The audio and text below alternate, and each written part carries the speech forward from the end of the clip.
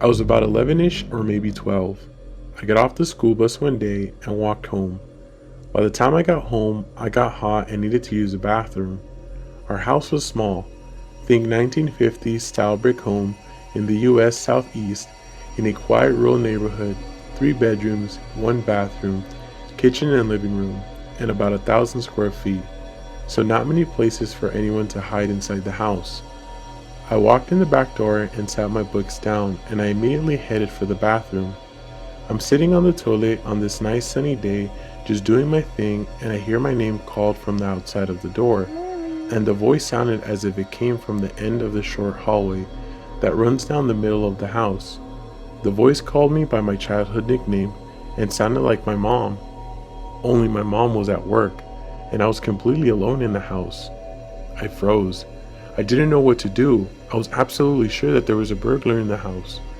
I finished as quickly as possible and I went over to the bathroom door, sure that if I opened it, I was going to find some woman in the house. I looked to my right and then to my left, and there was no one there. I got out of the house and waited outside for my mom to get home. When she pulled into the driveway, I told her what had happened, and she checked the house and there was nobody there. She said that I was hearing things and it was all in my mind. Maybe it was. Fast forward to 8th grade. I was home alone in the same house. My parents were gone for the day and it was the weekend. It was cold and dreary outside, and I decided to do my homework. I sat down at the kitchen table and laid out my books and notebook. To my left, in the small house, was a hallway. If you walk down the hallway, on the right side is the bathroom and then my bedroom. On the left side of the hallway is my parents' bedroom and my brother's bedroom. That's it. Small house. My brother worked all the time and was a lot older, so he wasn't home either. The house was dead silent. The house had that midday low lighting effect due to the weather and not a lot of windows, which added to the peacefulness of the day. I was working on my homework and everything was fine, and I enjoyed the time alone. From the end of the hallway to my left, I hear a woman say my name. Again, it was my childhood nickname, and it was clear as day. My blood ran cold, and I froze. I looked to my left, to the end of the hallway, and saw nothing. My jacket was nearby, and in one swift movement, I quietly closed my books and grabbed my jacket as my heart was in my throat. I started to cry with fear. I headed directly to the back of the door without looking back.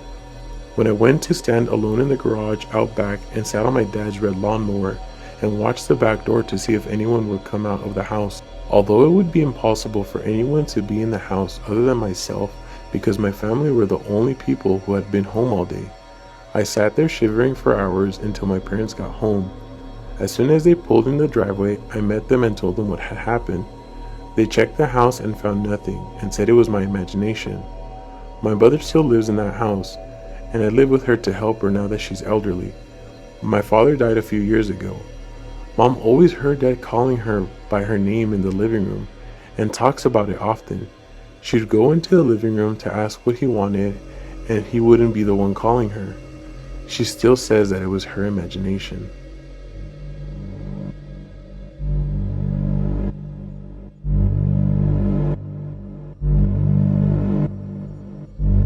A few years ago, I was renting a house in Northern California. The neighborhood was just outside the suburbs, so it seemed like the perfect balance of having space and having nice neighbors close enough not to feel isolated. The area had no streetlights, so it was very dark at night, especially if there was clouds blocking the moonlight. It didn't bother me though.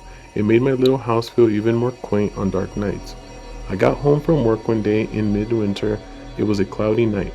So pulling up to my house, I only saw what my headlights and my front porch light illuminated. When I got out of my car, I caught a whiff of cigarette smoke. That was odd. I had never smelled that before around that house. It didn't see anyone nearby, so I ignored it and went inside. I had just gotten off a shift with a few hours of overtime, so I felt pretty tired. Even though it wasn't 7 yet, I decided to take a shower and call it a night. I woke up sometime later, sure that I had heard a noise inside my house. I wasn't worried right away because my friend would sometimes stop by and use the shower after work on his way to his night classes. I even gave him a spare key so he could stop by even if I wasn't home. He would always text me to let me know beforehand though. I hadn't heard my phone go off.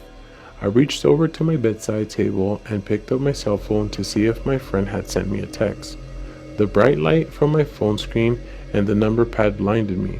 These were the days before phones had light sensors that would dim the screen in the dark, and this particular phone was so bright I could use it as a flashlight. Through squinted eyes, I could make out it was 9 something, but I couldn't tell if I had an unread text or not. I set my phone aside and called my friend's name. There was a couple seconds of silence before I heard loud footfalls and someone started running through the bottom of the floor of my house. I leapt out of bed and ran to the closet. They were already upstairs by the time I opened the door and stepped inside. The house had 3 bedrooms upstairs, 2 bedrooms on either side of the hallway, the one I was in and a spare, and the bathroom at the end. The bedroom doors were both closed, and the bathroom door was cracked open. I heard whoever was in my house thunder down the hallway, past my door, and into the bathroom. Thank God he did. That gave me enough time to open the attic access and the ceiling of my closet and hoist myself up. I had just started to lift myself up when the person ran back out of the bathroom. My feet were barely inside the attic when the bedroom door burst open. I heard footsteps run into my room and stop. Then they didn't see me in that room. They ran back to the hallway and into the other room, which just had boxes in a corner, some weights, and a table I used to paint my miniature models. I guess they decided that if someone was there hiding, it would be in the bedroom, because they charged back into my room and turned on the light. A moment later, the closet door was ripped open. I was crouched in the attic just a foot or so away from the access, so I can try to stop them if they started to climb up. From my vantage point, all I could see was from about their knee down. They were wearing dirty blue jeans with straight cuffs and worn out boots.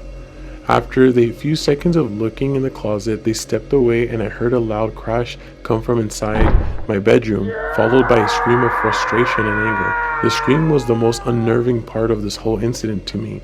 It reminded me far too much of my stepfather, who would scream in a similar way when he lost his temper. He would eventually be put in a mental hospital for several mental disorders that resulted in erratic and violent tendencies. The man in my house ran back down the stairs, and I heard crashes and clatters as things were thrown around and furniture was knocked over. I stayed crouched in the attic. I had left my cell phone when I ran to the closet, and I wasn't certain if I could climb down without him hearing. After some time, the noises stopped, and I started to count slowly.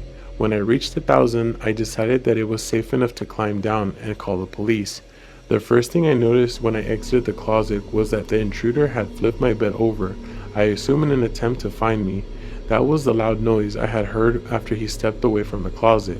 I couldn't find my cell phone, so I went to the landline by the bed and called the police. I waited in my room until I heard them calling downstairs. The first floor was a mess, but I had expected that.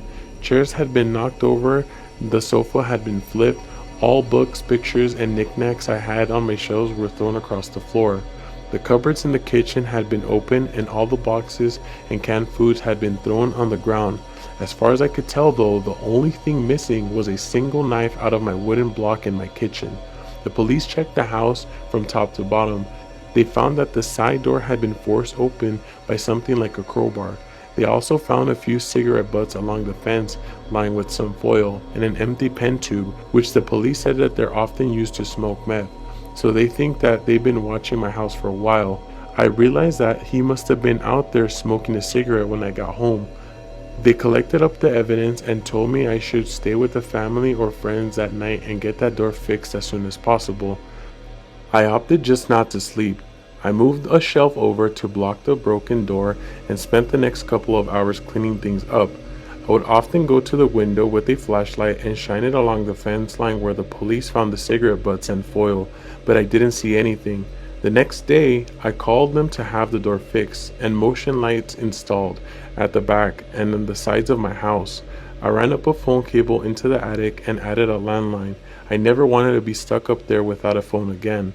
Nothing else happened in that house. I lived there for another 3 years without an incident.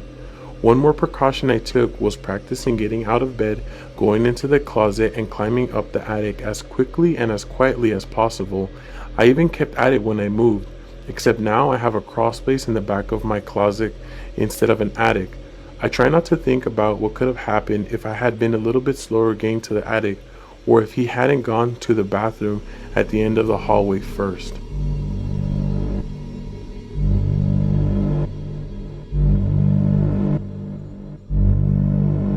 Me and my older brother were home alone. We lived in a small town in Ohio with less people living there than your average town. My brother was grounded, and both the house phone and his cell phone were locked in my dad's gun safe, which neither of us knew the combination to. I can't remember why he was grounded, but it was for something silly. My grandparents live down the street, and my great-grandmother lives in a small house 5 minutes away.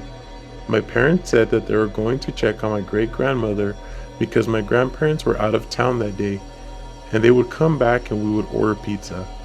That sounded good enough for a 7-year-old me and a 14-year-old brother.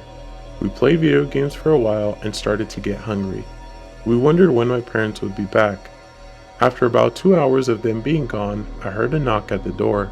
I went downstairs pretty excited for the food, and my brother followed after saving the game. I walked up to the door, which had a large window, and I didn't see my parents. Instead, there was a very tall, lean, white guy with short black hair and scruffy facial hair. He looked about 25 years old. I had a bad feeling because everyone knew everyone in this small town and had no clue who this was. I held up my finger, like signaling 1 second, and closed the curtain. I turned to see my brother staring at the door in disbelief because he had seen the person too. Seconds after, he started knocking, and then the knocking turned into pounding. Pounding turned into shaking and rattling the doorknob violently. Terrified and with no way to call our parents, my brother grabbed my hand and ran into the kitchen. He grabbed an old kitchen knife. We hid in the laundry room and held each other, hearing the banging, pounding for about 5 minutes, but it felt like hours.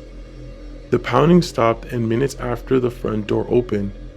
One thing about my brother is that he was always ready to protect me at any moment's notice, and he was ready to jump up with their shitty kitchen knife and defend me the moment the dude was upon us. Instead, my mom rounded the corner, holding 2 pizza boxes and wondering why her kids were in tears on the floor. We both stood up and ran to tell her about the man outside, but we were met with laughter. My dad was outside talking with him in our driveway. She said that he was asking about buying a broken down car that we had in our driveway for months and was apparently a mechanic. My mom felt terrible but found the situation a bit amusing. Apparently she went out and told the man, and he said he felt bad for scaring us. We were given hugs and promised that our phones wouldn't be locked away while they were gone again, and spent the evening eating pizza with choked up sobs. But something still bothers me, even though I didn't as a child, but something that I never thought about. Why would an adult man pound the door like that, shake the handle, try his very darnest to get in the house when neither of the parents were home? Why would someone want to talk about a car that didn't have a for sale sign so late at night, around 9 to 10 p.m.? But what bothers me the most was how my parents brushed it off so lightly, and I don't think I would want to know what would have happened if my parents didn't come when they did.